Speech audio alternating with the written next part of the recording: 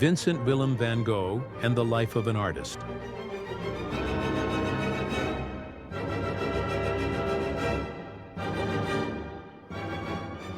Considered one of the most famous and influential figures in the history of Western art, this artist created over 2,000 works in just over a decade, including 860 oil paintings, many of which were completed in the last 2 years of his life.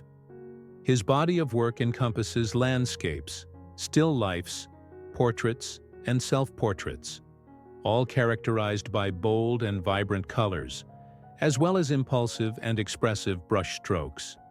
These elements helped lay the foundations for modern art and brought unique distinction to his style.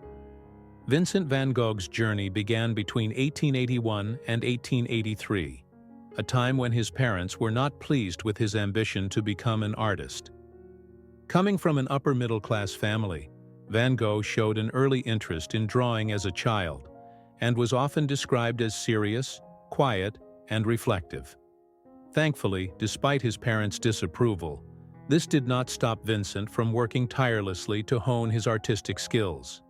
Born on March 30, 1853 in Zundert, Netherlands, he lived in various Dutch towns throughout his life. While in The Hague, he received painting and drawing lessons from his cousin, the artist Anton Mauve.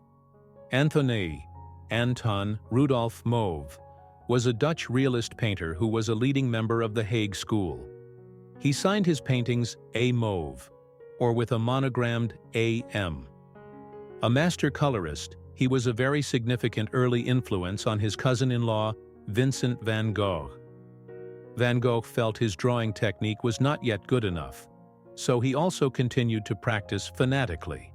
An uncle gave him his first commission, 12 drawings of city views in The Hague. The series gave him the opportunity to develop his perspective skills.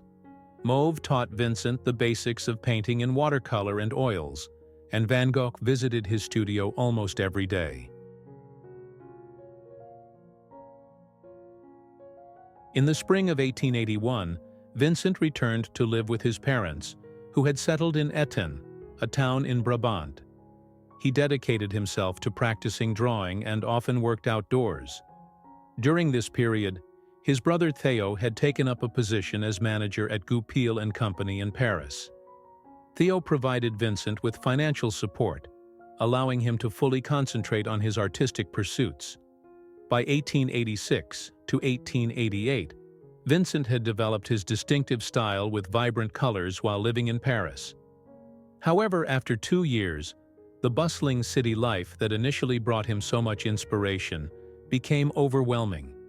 He found a clear source of inspiration through his brother, Theo, who was the manager of the Goupil art dealership, later Bousseau, Valadon, and Sié, on Boulevard Montmartre in Paris.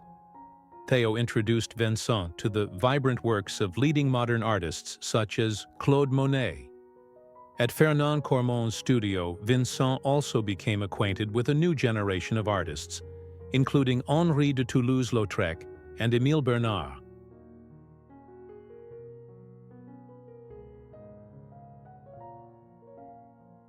All these new experiences and connections deeply impacted Vincent's work, encouraging him to experiment more freely. The dark tones seen in the Potato Eaters quickly shifted to a brighter palette, as shown in The Hill of Montmartre with Stone Quarry. Under the influence of modern art in Paris, Vincent's work gradually grew lighter and more colorful. He adopted vibrant colors and developed his own painting style, characterized by short brush strokes. His choice of subjects also evolved. Rural laborers were replaced by scenes of cafes and boulevards, the Seine countryside, and floral still lifes. He also explored more marketable subjects, like portraits. However, Vincent often used himself as the model, as hiring sitters was relatively costly. During this time, Vincent found a fresh source of inspiration in Japanese woodcuts, which were widely available in Paris. We have a video on this art form on our channel. Be sure to check it out. He and his brother Theo began collecting these prints. The strong outlines, unique compositions, and striking color contrasts of Japanese woodcuts quickly made an impact on Vincent's own artistic style.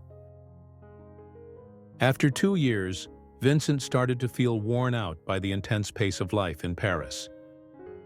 It seems to me almost impossible to work in Paris unless you have a retreat where you can recover and restore your peace of mind. Without that, you'd risk becoming completely drained.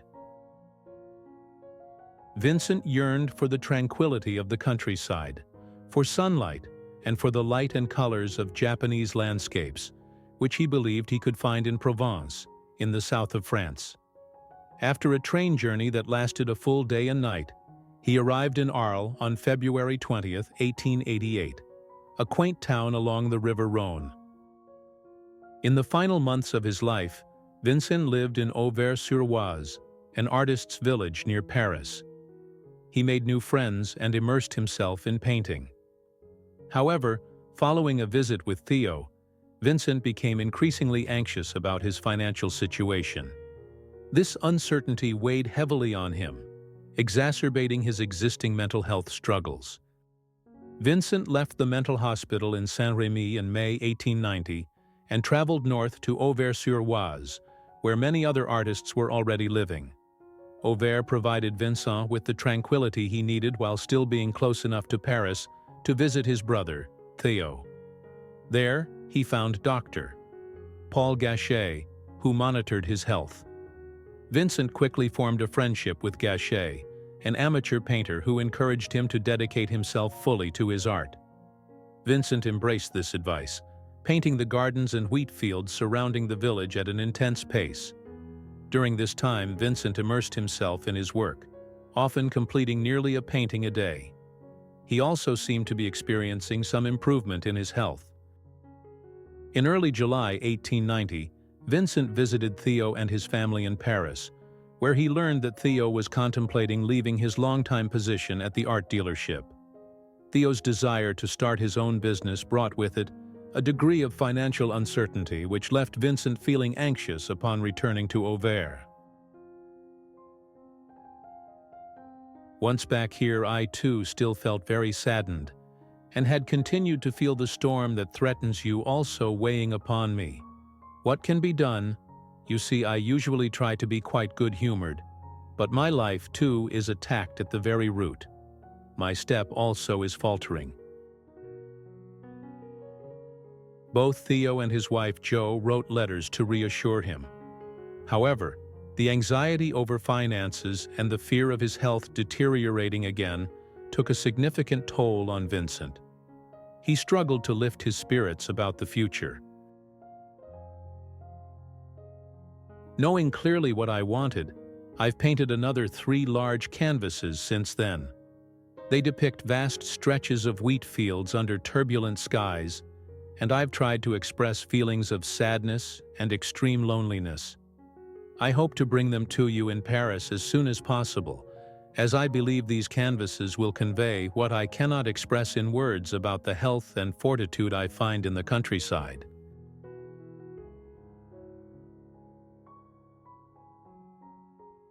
Despite finding solace in the countryside, Vincent's struggles with his health and uncertainty about the future became overwhelming. On July 27, 1890, he walked into a wheat field and sustained a serious injury. He managed to return to his room at the Auberge-Ravoux, where Theo rushed from Paris to be by his side. Vincent passed away from his injuries on July 29th. Vincent was laid to rest in Auvers on July 30th, 1890. His legacy includes an extensive collection of artwork, comprising over 850 paintings and nearly 1,300 works on paper.